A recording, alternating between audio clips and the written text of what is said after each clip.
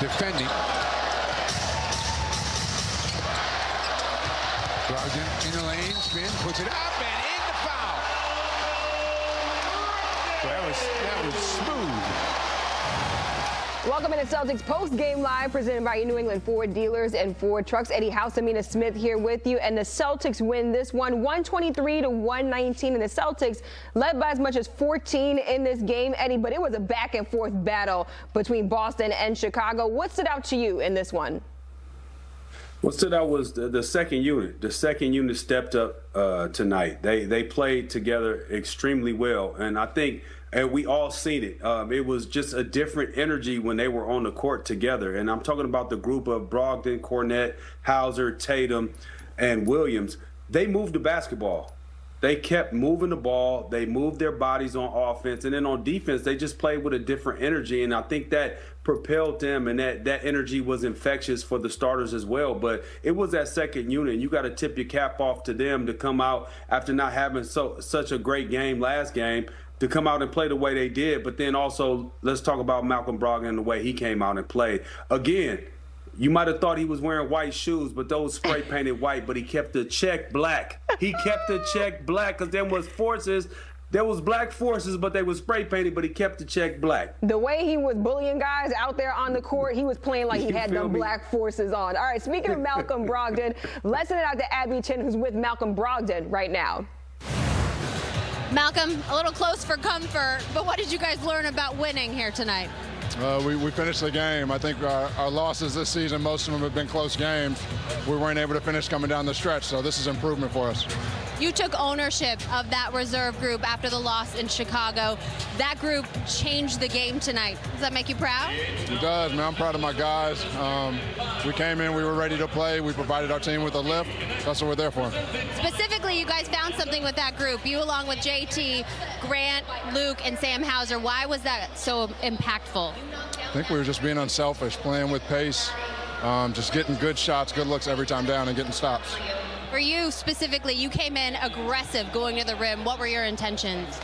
Try to set the tone for that second group, attack the Chicago team, put them on their heels a little bit.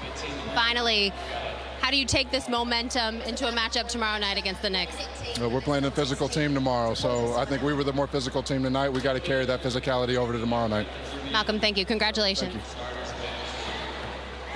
Malcolm Brogdon mentioning it again, playing with pace and also getting stops out there on the court. 24 points and 4 assists for him in this matchup. Eddie, how did that show up going into that third quarter?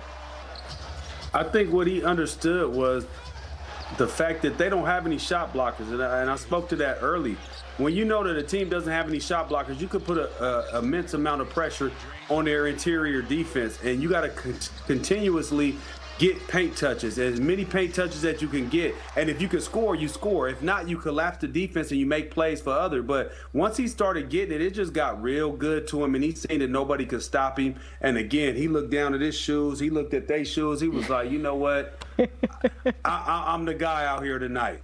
You know, I remember Malcolm Brogdon saying that he feels comfortable here in Boston because he doesn't have to be the guy. He doesn't have to be the starter. He's coming off of the bench. But how much of that starter mentality comes out of Malcolm Brogdon every time he hits the court? Because I feel like he plays with a different energy than we see most guys come off the bench with. Well, that's what he's supposed to say. He's supposed to say all the right things, but in his mind, he believes he still is a starter. He still has that mindset of a starter. So when you have been a starter for the longest period of time and then you coming off the bench, he, instead of taking it as like, man, that's a knock on my game. No, he's looking at it as like, it's an advantage. It is an advantage because you get to see how the game is flowing. You understand how the game is going on. You understand where you can pick and choose your spots to be aggressive and where you can get other guys involved. Who's not playing defense, what kind of defense the other team is playing. So he's using it to his advantage, and it's a great thing for the Celtics. Let's talk a little bit about Jason Tatum as well. 36 points, 11 rebounds, and 6 assists. And we mentioned in the pregame show, you said it, Eddie, that when Jason Tatum has more than 8 rebounds or is going around 8, 9, 10 rebounds, he's going to have a good game. What did you see out of Jason Tatum in this matchup? Again, just being aggressive and being engaged.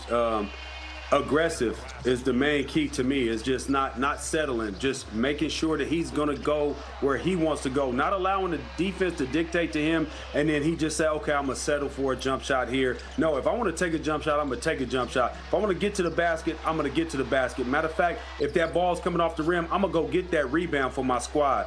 That's what I like about Jason Tatum, and that's what I like about this Jason Tatum, is that he's understanding that he is more physical than he has ever been. We have never seen the physicality that Jason Tatum is showing right now. We've never seen that before, because he is maturing into his body, his grown man body, and he's out there getting grown man buckets, getting grown man rebounds, and being a grown man out there to everybody else. Yeah, Tatum is definitely hitting a new level this season. Let's bring in Scal, who's live inside of TD Garden to talk about Jason Tatum and so much more. And Scal, you take a look at Tatum. He got to the line 20 times, 17 of 20 from the free throw line. How did that impact winning in this matchup? I'll tell you, and I said it multiple times, maybe I beat a dead horse on this one. I love Tatum and the bench group. Tatum, Brogdon out there.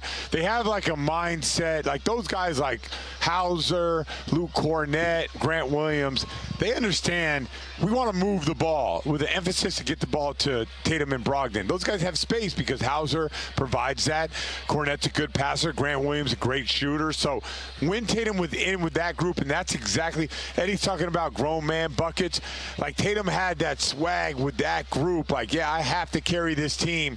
And he looks so natural doing it. So that is where this game was won. And that version of Tatum is what really got this game going in the right direction for the Celtics. And I heard you mention that on the broadcast, Scal, when you talk about that lineup with Cornett, Grant Williams, Tatum out there, Hauser out there as well. But Eddie, just what did the Celtics get right with that lineup? Why was it so successful?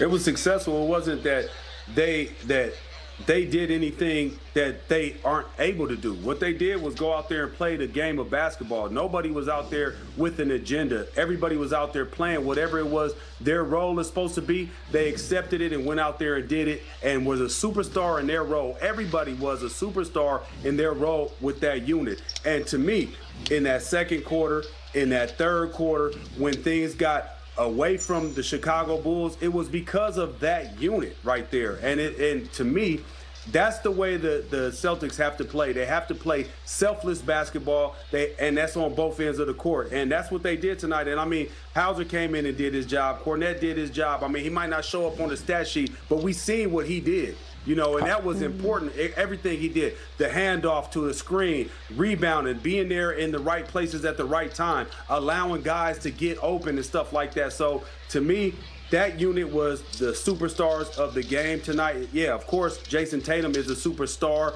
in itself. Brogdon did what he did, but that unit alone, I think they could have played a few more minutes for my liking. I love the way they play. And Scal, I mentioned at the top of the show that the Celtics, they led by as much as 14 in this game, but it was a back and forth battle between Boston and Chicago. Why wasn't Boston able to pull away a little bit more down the stretch? Well, so the starters on October 24th, the starters were great to start that game. You remember they went up big and the bench came in and they were garbage. They were a minus 65 on the night. Why?